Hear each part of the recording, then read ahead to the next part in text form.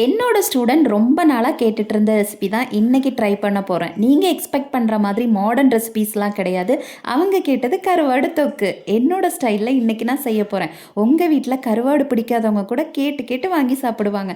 எப்படி செய்யலான்னு பார்த்துடலாமா? நான் இன்றைக்கி நெத்திலி கருவாடு தான் எடுத்திருக்கேன். அதை நல்லா க்ளீன் பண்ணி எடுத்துட்டேன். இன்னொரு மிக்சிங் பவுலில் கொஞ்சமாக மிளகாத்தூள், கொஞ்சமாக மஞ்சத்தூள் போட்டு இந்த கருவாடு அதில் போட்டு நல்லா மிக்ஸ் பண்ணி ஒரு ஓரமாக எடுத்து வச்சுட்டேன். அப்புறமா மிக்சி ஜாரில் கட் பண்ணி வச்சுருந்த தக்காளி, 2 வரமிளகா, ஒரு பச்சை மிளகா, கொஞ்சமாக சீரகம், கொஞ்சமாக பூண்டு இதெல்லாம் போட்டு கிரைண்ட் பண்ணி எடுத்து வச்சிட்டேன். இந்த சைடு அடுப்பு பற்ற வச்சுட்டு குட்டியாக ஒரு பேன் வச்சு ஆயில் ஊற்றிட்டு அதில் நம்ம மசாலா போட்டு வச்சுருந்த கருவாடை கொஞ்சம் கொஞ்சமாக போட்டு ஃப்ரை பண்ணி எடுத்துட்டேன். ரொம்ப ஃப்ரை பண்ண வேணாம், ஓரளவுக்கு கொஞ்சம் செவந்தா போதும்.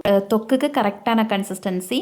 இப்போ இது லைட்டாக செவந்துருச்சு, அதை ஒரு பக்கமாக எடுத்து வச்சுட்டேன். திரும்ப இன்னொரு வானொலி வச்சு அதில் ஆயில் ஊற்றி கடுகு போட்டு கருவேப்பிலை, பெரிய வெங்காயம், ஒரு சின்னதாக ஒரு பச்சை மிளகாய் கட் பண்ணி சேர்த்துக்கிட்டேன். இப்போ இதெல்லாமே நல்லா வதக்கி விட்டுருங்க.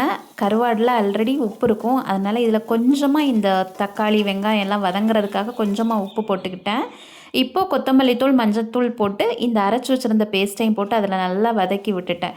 இப்போ இதெல்லாமே நல்லா வதங்கி வந்து இந்த பச்சை வாசனை எல்லாம் போனதுக்கப்புறமா இந்த ஜாரில் கொஞ்சமாக தண்ணி ஊற்றி அதையுமே நல்லா கழுவி எடுத்துகிட்டு அந்த தண்ணியை இதில் ஊற்றி கொதிக்க விட்டுருங்க. இப்போ இதை நல்லா கொதித்து வந்ததுக்கப்புறமா ஒரு லெமன் சைஸ் புளி ஊற போட்டு வச்சுருந்தேன். அந்த புளி தண்ணியுமே நல்லா கரைச்சி ஊற்றி இதில் ஆட் பண்ணிவிடுங்க.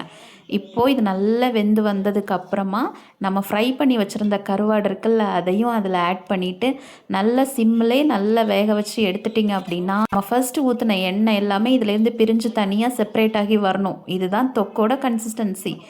இந்த மாதிரி பிரிஞ்சு நல்லா அது ட்ரை ஆகி வந்ததுக்கப்புறமா கொஞ்சமாக சுடு சாப்பாடு போட்டு இந்த தொக்கை ஒரு ஓரமாக வச்சு சாப்பிட்டு பாருங்க. சொர்க்க பூமிக்கே போன மாதிரி இருக்குங்க.